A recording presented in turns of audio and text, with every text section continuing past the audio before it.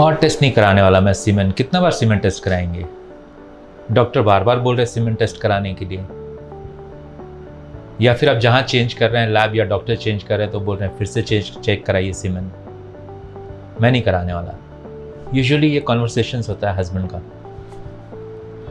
तो मैं आपको आज बताऊंगा कि एग्जैक्टली बार बार क्यों कराना पड़ता है या फिर कितने बार कराना चाहिए सीमेन टेस्ट। मैं doctor Vinod Agarwal, clinical director Sparsh IVF Golmuri से बोल रहा हूँ। जब भी आप डॉक्टर चेंज करते हैं ना, यूजुअली डॉक्टर एक बार फिर से एनालाइज करना चाहता है पूरा चीज़ को कि टेस्ट फिर से कराते हैं।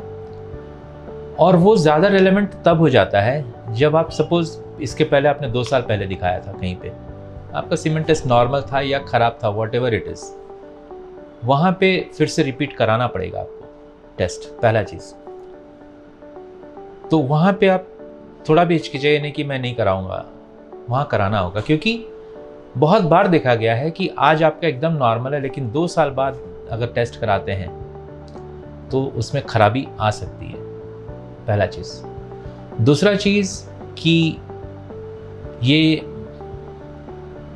आए दिन लाइफ में बहुत लोग इस सिचुएशन से गुजरते हैं या सुनते हैं कि पहला बच्चा उसका हो गया था, अब 3 साल से ट्राई कर रहे हैं, दूसरा बच्चा हो नहीं रहा। वहाँ जब टेस्ट कराते हैं तो पता चलता है कि हस्बैंड में प्रॉब्लम हो गया है। तो अगर आपका गैप बहुत ज़्यादा है डॉक्टर चेंज होने पे या ट्रीटमेंट फिर से स्टार्ट कर रहे हैं तो वैसे सिचुएशन में आपको कराना पड़ेगा। लेकिन आप रिसेंटली अगर कराए हैं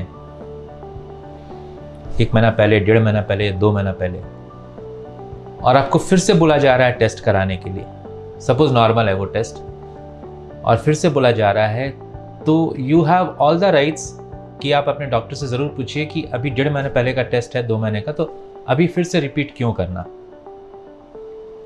मैं आपको 1-2 टिप्स देता हूं जो आपको कन्विंस कर सकती हैं कि ठीक है कराना चाहिए कि नहीं कराना चाहिए। अगर आपका 2 महीने पहले का रिजल्ट नॉर्मल है और वो एक स्टैंडर्ड लैब से किया हुआ है तब उस पर कराने की ज़रूरत नहीं है, वो शायद आपके डॉक्टर एडवाइस भी नहीं करेंगे। दूसरा चीज़, अगर उसमें अब नॉर्मलिटी दिखाई दे रहा है, मतलब खराबी है, तब तो वो 100% कराना है, एडवाइस भी किया जाएगा कि फिर से एक बार चेक कराइए। मैं बताऊंगा आपको क्यों करते हैं दोबारा टेस्ट या तीसरा बार भी करते हैं। और अगर आपका गैप बहुत ज़्यादा हो गया है तब उसमें ज़रूर कराना है। लेकिन नहीं कराना, अगर आपका स्टैंडर्ड लैब से टेस्ट किया हुआ है तो उसमें पहला चीज़ नहीं कराने का ऑप्शन रहता है। दूसरा चीज़, अगर फिर भी आपके डॉक्टर फर्टिलिटी सेंटर में बोल रहे हैं कि इसको आप फिर से रिपीट कराइए, वहाँ पे सिचुएशन ये होती है कि नॉर्मल लैब के रिपोर्ट के कंपैरिजन में आपको फर्टिलिटी लैब के टेस्ट्स का जो रिपोर्ट होगा वो काफ़ी डिफरेंट दिखेगा।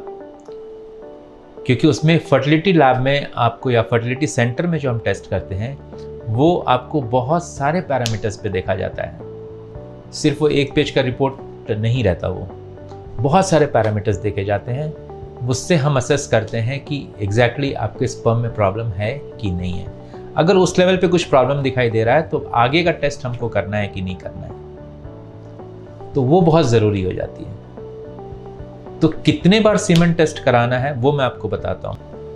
ये आप समझ लीजिए कि अगर आपका पहला टेस्ट नॉर्मल आया, सपोज आप पहली बार ही गए, 2 साल हो गए शादी को, आज आप गए कोई फर्टिलिटी क्लिनिक, वहाँ पे आपका पहला टेस्ट नॉर्मल आया और टेस्ट कराने की ज़रूरत नहीं है।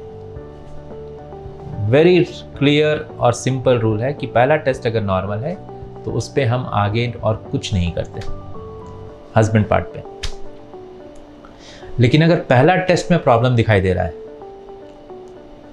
तब आपके डॉक्टर आपको बोलेंगे आप फिर से कराइएगा टेस्ट 3 हफ्ते के बाद, 4 से 5 दिन का एब्स्टिनेंस रख के, तो वो आपको ज़रूर कराना चाहिए।